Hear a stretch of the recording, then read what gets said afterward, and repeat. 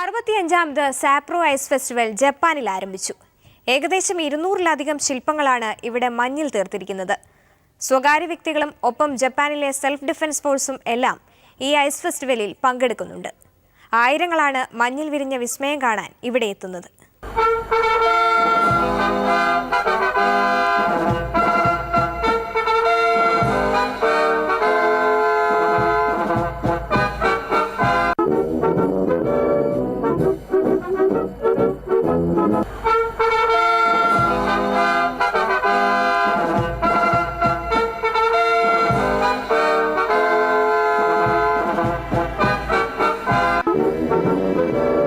ജപ്പാനിലെ ഏറ്റവും വലിയ വിന്റർ ഫെസ്റ്റിവലാണ് സാപ്രോ സ്നോ ഫെസ്റ്റിവൽ.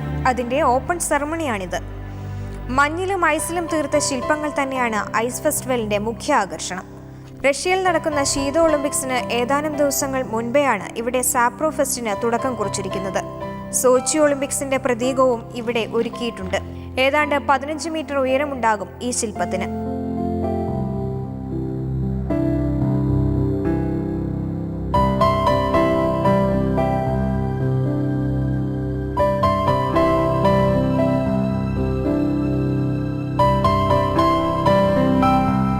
സ്നേഹത്തിന്റെ പ്രതീകമായി കരടിക്കുട്ടികളെ മടിയിലിരുത്തിയിരിക്കുന്ന അമ്മക്കരടിയും വലിയ കൊട്ടാരങ്ങളും ജപ്പാനിലെ ഒളിമ്പിക് കായിക പ്രതിഭകളുടെ ശില്പങ്ങളുമെല്ലാം സ്നോ ഫെസ്റ്റിവലിൽ ഉണ്ട്. ഇന്ത്യയിലെയും മലേഷ്യയിലെയും ചരിത്ര സ്മാരകങ്ങൾ ഉൾപ്പെടെ ഏതാണ്ട് 200ഓളം ശില്പങ്ങളാണ് ഇവിടെ ഒരുക്കിയിരിക്കുന്നത്. വിവിധ രാജ്യങ്ങളിലെ മന്ത്രിമാരടക്കം നിരവധി പേരാണ് ഇവിടെ സന്ദർശകരായി എത്തുന്നത്. ചൂട് രാജ്യത്ത് നിന്ന് വരുന്ന താൻ സാപ്രോയിലെ ഈ തണുപ്പിനെ വളരെയധികം സ്നേഹിക്കുന്നുവെന്നാണ് മലേഷ്യൻ ടൂറിസം മന്ത്രിയുടെ പ്രതികരണം.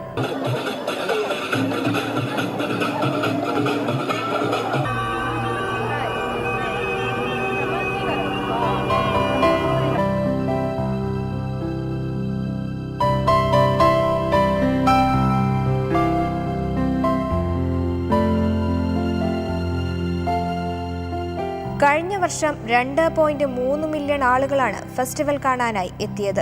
കൊടും തണുപ്പിനെ അതിജീവിക്കാൻ ചിലരെങ്കിലും പാടുപെടുന്നുണ്ട്. എങ്കിലും ഈ ശില്പചാരുത കാണാതെ അവർക്ക് മടങ്ങാനാകുന്നില്ല.